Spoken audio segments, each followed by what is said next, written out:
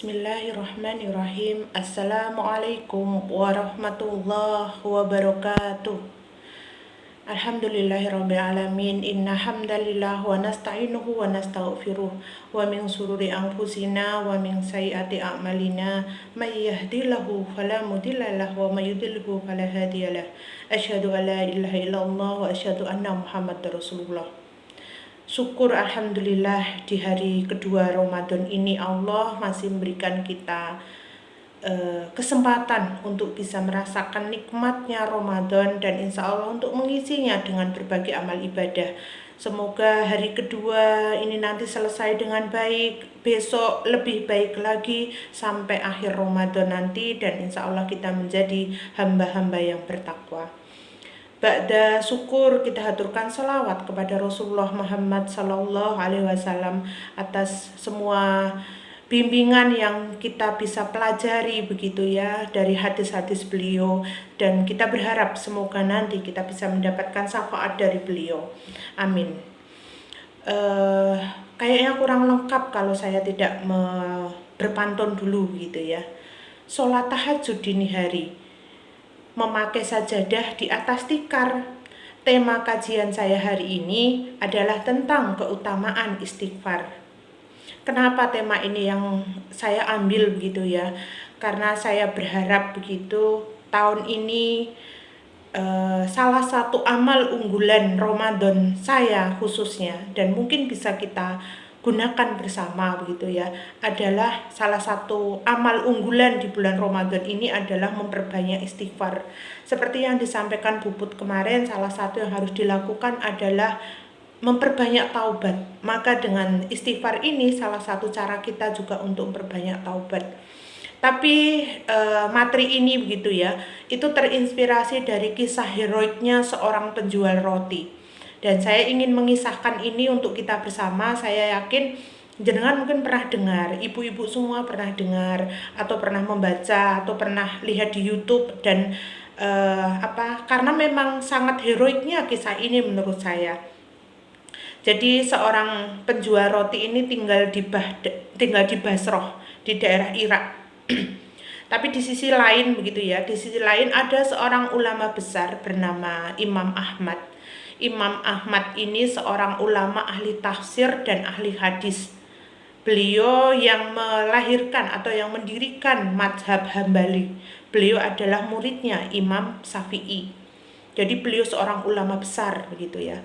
Ulama besar terkenal, tapi mungkin belum banyak juga yang pernah bertemu dengan beliau, sehingga memang belum mengenal wajahnya. Nah, beliau tinggal di Baghdad. Suatu ketika beliau itu ingin sekali pergi ke Basrah. Ibaratnya kalau di Indonesia begitu ya, Irak itu Indonesianya lah itu pengen pergi dari Sulawesi ke daerah Wonogiri begitu. Jauh. Kalau sekarang aja udah ada pesawat gitu ya. Jauh, tapi padahal tidak punya hajat begitu ya. Tidak punya keinginan, tidak punya urusan di Basrah itu begitu. Tetapi beliau menginginkan untuk pergi ke Basrah. Entah kenapa begitu. Akhirnya beliau benar-benar melakukan perjalanan itu menuju ke Basrah. Nah, sampai di Basrah itu waktu Isya. Beliau akhirnya menuju ke masjid langsung begitu ya untuk melaksanakan sholat Isya. Setelah melaksanakan sholat Isya, beliau berniat untuk istirahat di dalam masjid. Karena beliau sedang melakukan perjalanan begitu ya. Saat istirahat di masjid itu ada marbot masjid atau takmir masjid yang mendekati. Nah, saat mendekati itu kemudian sambil ditanya, "Wahai Syekh, apa keperluanmu? Ini kok kamu di sini?" Begitu kurang lebihnya. Jawaban Syekh itu adalah, "Saya seorang musafir, saya ingin istirahat di dalam masjid ini." Karena marbot masjid itu juga belum mengenal Imam Ahmad begitu ya. Bukan tidak tahu tentang Imam Ahmad, tetapi belum mengenal orangnya begitu. Akhirnya oleh marbot masjid itu diusir. "Jangan tidur di sini wahai Syekh, tinggalkan masjid ini," begitu. Sambil diusir sambil ditutup pintu masjidnya. Nah, akhirnya Imam Ahmad keluar dan berencana untuk istirahat di teras masjid. Tapi apa yang terjadi? Marbot itu mendekati lagi. Sambil lebih kasar lagi begitu ya, lebih kasar lagi sampai menarik Imam Ahmad dan ditarik sampai ke jalan begitu ya. Nah, di depan Masjid Persis itu ada seorang penjual roti yang rumahnya tokonya kecil dan itu digunakan sekaligus sebagai rumah. Melihat kejadian itu, tukang roti itu kemudian memanggil Syekh tadi yang ditarik ke jalan tadi gitu ya. Yang ditarik ke jalan, kemudian dipanggil oleh pedagang roti itu, penjual roti itu, "Sini Syekh," begitu ya. "Sini Syekh, istirahat di tempat saya," begitu kurang lebihnya. Akhirnya Syekh Imam Ahmad itu duduk di sekitar emper penjual roti itu sambil melihat karena penjual roti itu sedang mengaduk roti, sedang membuat adonan untuk dijual. Nah, saat membuat adonan, beliau mengamati gitu ya. Imam Ahmad ini mengamati apa yang dilakukan oleh penjual roti itu. Yang unik, penjual roti itu pertama dia tidak mengenal Imam Ahmad, sehingga memang ya kalau nggak diajak bicara gitu ya, itu dia tidak bicara, jadi diam, tidak ngajak bicara Imam Ahmad. Tapi ketika Imam Ahmad mengajak bicara, dia jawab begitu. Tapi selebihnya yang dilakukan oleh penjual roti ini adalah selama mengaduk atau membuat adonan roti, yang dia lakukan, dia senantiasa beristighfar. Menambahkan garam, dia sambil istighfar. Menambahkan gula, astagfirullahaladzim. Mengaduk roti, membuat adonan, dan seterusnya, dia senantiasa mengucapkan astagfirullahaladzim, mengucapkan istighfar. Imam Ahmad mengamati itu sambil tergeliti untuk bertanya, "Sejak kapan kau melakukan ini, wahai penjual roti?" begitu. Maka jawaban penjual roti itu, "Saya sudah sekitar 30 tahun. Saya menjual roti itu sudah sekitar 30 tahun dan saya selalu melakukan hal ini," begitu. Istighfar senantiasa begitu. Maka Imam Ahmad bertanya, "Terus apa yang kamu dapat dengan kamu melakukan membaca istighfar ini senantiasa ketika beraktivitas mengaduk roti ini, apa yang kamu dapat?" Apa jawaban Imam Ahmad? Apa jawaban penjual roti itu? "Dengan wasilah istighfar ini, dengan sarana istighfar ini, semua permintaan saya, semua doa saya kepada Allah itu sudah dikabulkan. Tapi memang masih ada satu permintaan yang belum dikabulkan oleh Allah. Saya merasa Allah sudah memberikan apa yang saya minta semuanya kecuali satu hal." Imam Ahmad bertanya, "Jika kamu tidak keberatan, wahai penjual roti, apa keinginanmu apa doamu yang belum dikabulkan oleh Allah itu?" Apa jawab penjual roti itu? "Saya ingin sekali mendapatkan keberkahan dengan bisa memeluk seorang imam besar bernama Imam Ahmad. Saya ingin sekali bisa mencium tangan beliau begitu untuk memberikan penghormatan kepada beliau, seorang imam besar bernama Imam Ahmad." Apa yang terjadi ibu-ibu semuanya? Terus terang saya senantiasa selalu merinding gitu ya ketika menceritakan kisah ini. Masya Allah sekali begitu. Yang terjadi, Imam Ahmad bertakbir, "Allahu Akbar," begitu. Allahu Akbar. Jadi ternyata saya tidak punya hajat untuk dari Baghdad menuju ke Basrah ini, tidak punya urusan, tidak ada masalah di kota Basrah ini.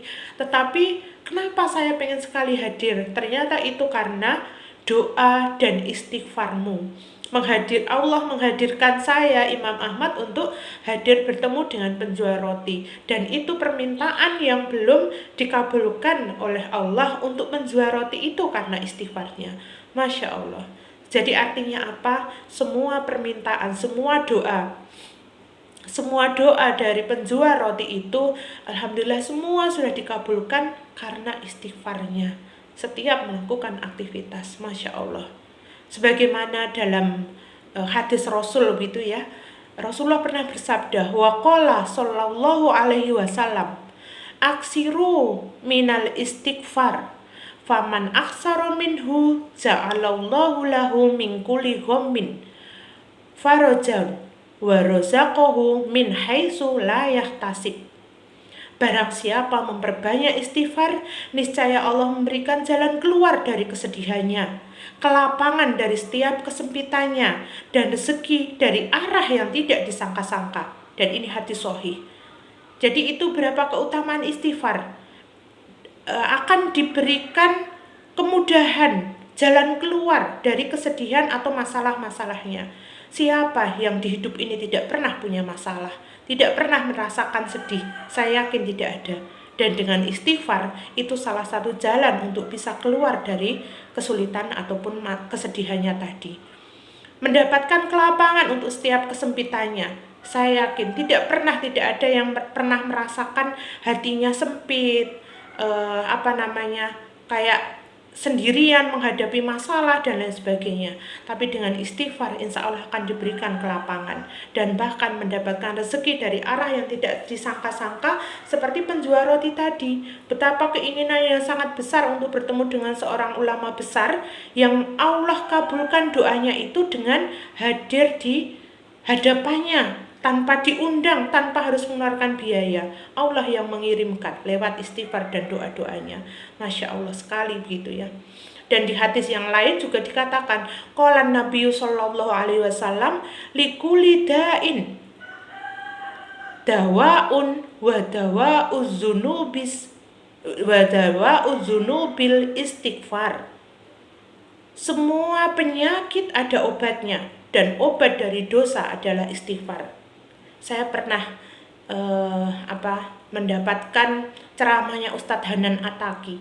Beliau itu pernah bilang bahwa beliau pernah menyampaikan untuk mengisi Ramadan ini dengan amal-amal ibadah gitu ya, di 2 hari ini dan seterusnya begitu ya. Itu kita butuh mood di hati, butuh mood iman di hati kita. Dan salah satu cara meningkatkan mood itu adalah meninggalkan dosa. Jadi yang bisa menambah moodnya hati kita, iman kita itu terus bertambah adalah dengan meninggalkan maksiat atau meninggalkan dosa. Nah, salah satu cara meninggalkan dosa itu adalah istighfar. Jadi kalau saya boleh sampaikan, dengan istighfar itu ibaratnya seperti cas HP. Ketika HP itu drop atau baterainya mau habis, kemudian kita cas, bertambah sehingga HP itu bisa kita gunakan. Kemudian juga kita scroll juga mudah, kita lihat YouTube keagamaan juga lancar begitu ya. Nah, sedemikian rupa dengan hati. Ketika mood hati itu turun dan kemudian kita beristighfar, maka dia akan bertambah sehingga yang terjadi apa? Hati itu siap untuk melakukan amal-amal ibadah, terutama di bulan Ramadan ini. Yang ini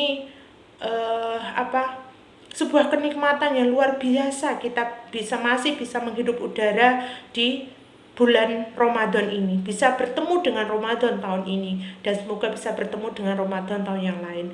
Jadi keutamaan istighfar yang berikutnya, selain diberikan jalan keluar dari kesedihan, dilapangkan dari kesempitan, kemudian diberikan rezeki dari arah yang tidak disangka, adalah yang keempat adalah membersihkan hati dari dosa. Bahkan keutamaan yang berikutnya, terkabulkannya semua hajat, seperti si penjual roti tadi. Terhindar dari musibah, karena dengan istighfar itu bisa menjadi tameng kita gitu ya, bisa menjadi tameng dari musibah ataupun bencana. Masya Allah sekali. Jadi amalan yang ringan yang bahkan insya Allah bisa kita lakukan sambil apapun, kecuali di kamar mandi mungkin ya, sambil nyuci, sambil masak, menyiapkan buka, menyiapkan sahur. Semua aktivitas seperti penjual roti, ngasih garam, ngasih kecap mungkin, mengaduk kolak mungkin, ngasih santan dan lain sebagainya, senantiasa kita sambil istighfar. Daripada kadang nyapu sambil dengerin Denny Caknan misalnya. Nah, mungkin bisa kita ganti dengan sambil nyapu sambil kita beristighfar. Ya, nggak apa-apa mulutnya terlihat komat kamit begitu ya. Apalagi sekarang sudah ada tasbih digital itu ya. Kita bikin target dalam sehari saya harus minimal 200 kali istighfar misalnya. Kalau boleh saya ibaratkan yang lain, istighfar sebagai salah satu bentuk zikir kita kepada Allah gitu ya. Itu ibaratnya seperti ikan dengan air. Ketika ikan itu kita keluarkan dari air, maka yang terjadi ikan itu akan mati. Dia nggak bisa hidup tanpa air itu.